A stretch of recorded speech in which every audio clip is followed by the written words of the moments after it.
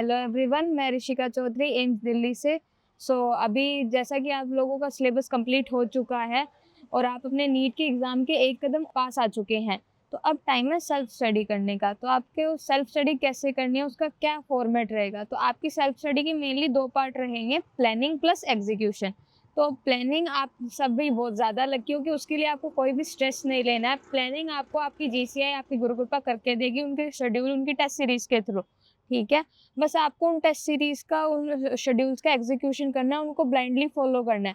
अब बहुतों के ये डाउट होते हैं कि हमें डेली पेपर देना अच्छा नहीं लगता, होते नहीं हमसे, सिलेबस रह जाता है, हमें खुद के शेड्यूल से पढ़ना है, या फिर हमें आज ये टॉपिक आ रहा है पर हमें ये नहीं पढ़ना, ये तो हमें आता है, हमें कुछ और पढ़ना है।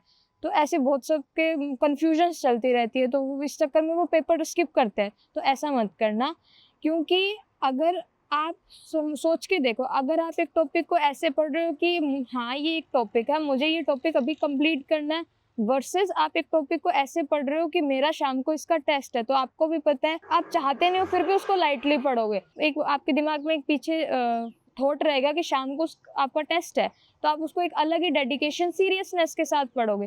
प्लस जब ऐसा होता है कि हाँ, मैं ये पर्टिकुलर टॉपिक पढ़ रहा हूँ क्योंकि शाम को मेरा इसका टेस्ट है, तो आपके दिमाग में बाय डिफ़ॉल्ट एक क्लॉक चल रही होती है कि मेरे पास इतना टाइम है, इतना टाइम बचा है, ये चैप्टर्स है, किसको कितना टाइम देना है, किसके क्वेश्चन ज़्यादा करने हैं, किसके क्वेश्चन ज़्यादा टाइम लेते हैं, किसकी थ्योरी ज़्यादा टाइम लेती है, किसकी एनसीईआरटी टाइम ले सकती है, या अगर कभी आपको कॉम्प्रोमाइज़ करना पड़ जाए कि भाई इसको थोड़ा-सा, इसके थ्योरी थोड़ी कम करके इसके क्वेश्चन ज़्यादा कर, तो आप प्रिपेयर हैं, आप अपने टाइम को, आपके पास जो भी अवेलेबल टाइम है उसको अच्छे से यूटिलाइज़ कर पाएँ, आप उसके अकॉर्डिंग रिएक्ट कर पाएँ ऑन द पॉइंट, ठीक है? और ये आप कहेंगे कि भाई इतने टाइम की इम्पोर्टेंस की, तो आप सभी को पता है मेन नीट एग्ज़ाम में टाइम की कितनी ज़्यादा इम्पोर्टेंट होती है, ऑन पॉइंट आप डिसीजन लेते हो, आप छोड़ते हो, इसको छोड़ो, इसको करो, तो टाइम बाउंड रह के आप काम करना सीखोगे, ठीक है?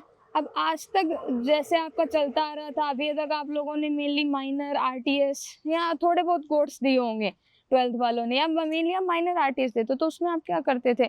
2 हफ्ते पूरे निकल जाते, लास्ट के 3-4 दिन में आप माइनर का पढ़ते थे, 1 हफ्ता पूरा निकल जाता, उसके बाद आप आरटीएस का पढ़ते थे।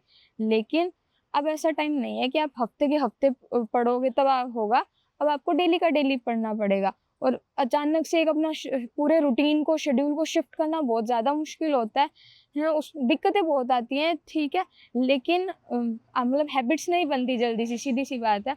लेकिन ये जो शेड्यूल आपको मिलेगा, ये डेली गोट्स का शेड्यूल जो मिलेगा, ये आपको हेल्प करेगा कि आप अपनी डेली सीरियसली स्टडी हैबिट को बनाएँगे, आप टाइम बाउंड रह के काम करना सीखेंगे, ठीक है?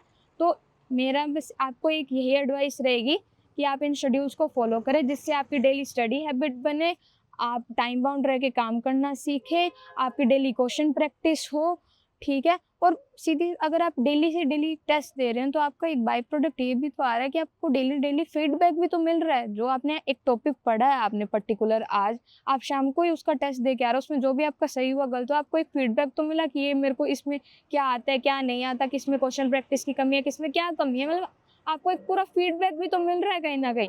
लेकिन अगर आप सिर्फ़ उसको पढ़ोगे तो वो पढ़ के रह जाओगे, आपको कुछ नहीं पता चलेगा कि उसमें अभी भी आपकी क्या कमियाँ और क्या अच्छाइयाँ हैं उस टॉपिक में। तो जी, इस शेड्यूल को फ़ॉलो करें, शांत से रह के, रिलैक्स रह के काम करें, ठीक है? All the best. अब मेडिकल कॉलेज दूर नहीं है, तो अच्छे से काम करें।